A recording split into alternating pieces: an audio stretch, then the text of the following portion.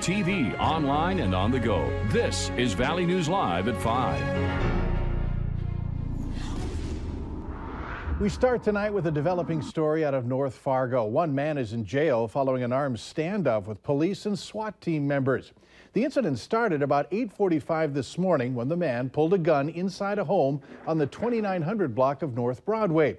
The gunman chased the victim to a nearby home and confronted victims, including the family inside. After police were called, they set up a perimeter and tried talking the man into surrendering. The SWAT team used a robot to go inside the home and eventually got him to surrender. Yeah, we've talked to the victims and obviously the victim's family. We're still trying to put that all together.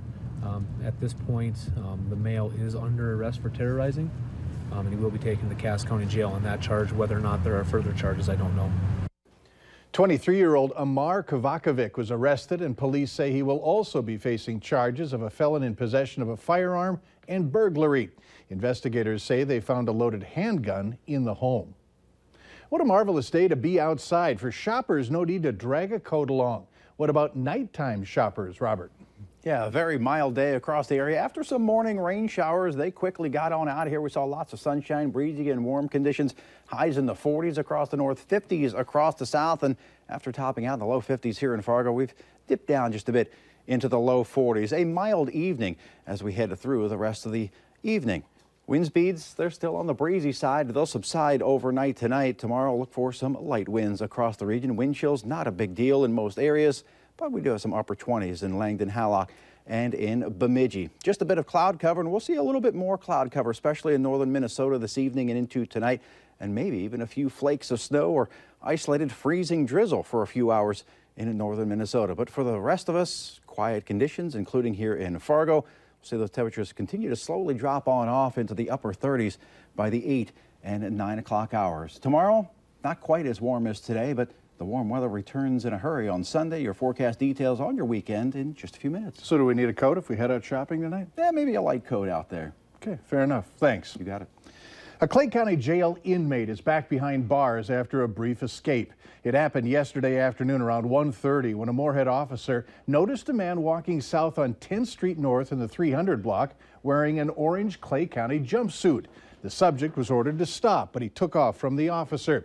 Authorities set up a perimeter, and the inmate eventually ran into officers positioned on the north of that area. James Wingo was taken into custody without incident. He is back behind bars. He is now facing fleeing a police officer charge and will likely face escape charges as well. Officers say that Wingo walked away from the jail annex. Tonight on Valley News Live at 6, you're going to hear from neighbors who witnessed what happened and the Clay County Jail administrator on how Wingo was able to get away. New developments tonight after a missing Fargo girl was found in West Fargo.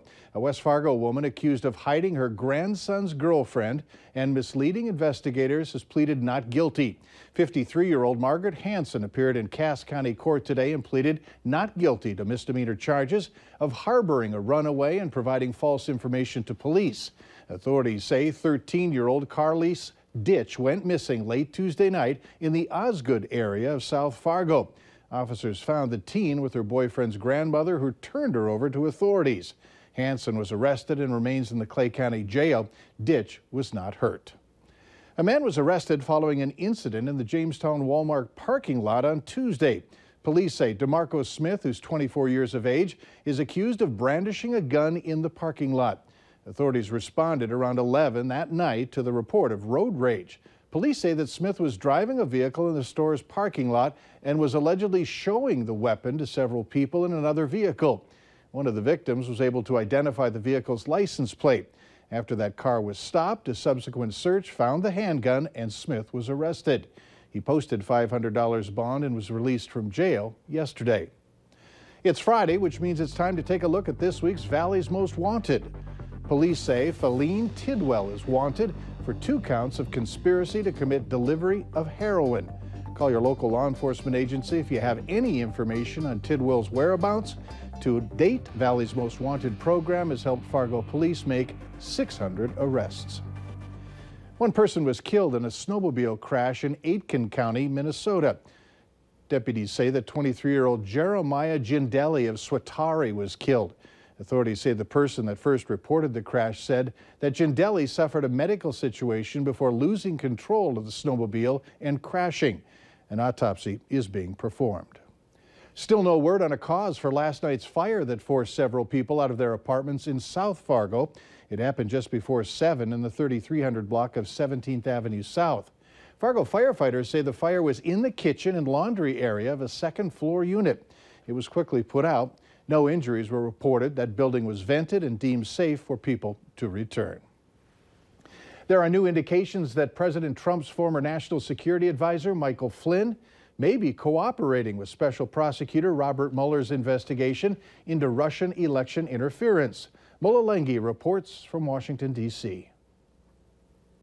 A lawyer for former National Security Advisor Michael Flynn told President Trump's legal team Wednesday that they can no longer be in communication. The move may signal that the retired three-star general may now be cooperating with Special Counsel Robert Mueller's Russia investigation. Mike Flynn is a fine person, and I asked for his resignation. Mr. Trump fired Flynn just 3 weeks after becoming president, as reports surfaced that Flynn misled the vice president about his contacts with Russia.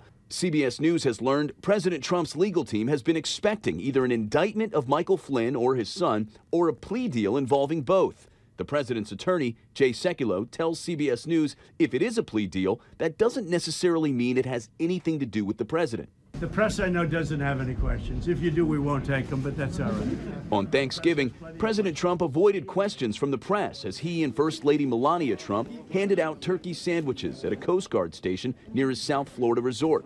President Trump spent the morning talking on the phone with the president of Turkey before playing golf with Tiger Woods and Dustin Johnson. He returns to Washington Sunday. The president is scheduled to meet with congressional leaders next week. One pressing issue is funding the government by December 8th to avoid a potential shutdown. The president also says he wants tax reform finished before the end of the year. Mola Lenghi, CBS News, the White House. In his phone call with the president of Turkey, President Trump discussed recent developments in Syria as well as bilateral relations. Remember to like Valley News Live on Facebook. You can follow the latest news, weather, and breaking news updates anytime on your feed. Just search Valley News Live, like our page, and you'll stay informed throughout the entire day.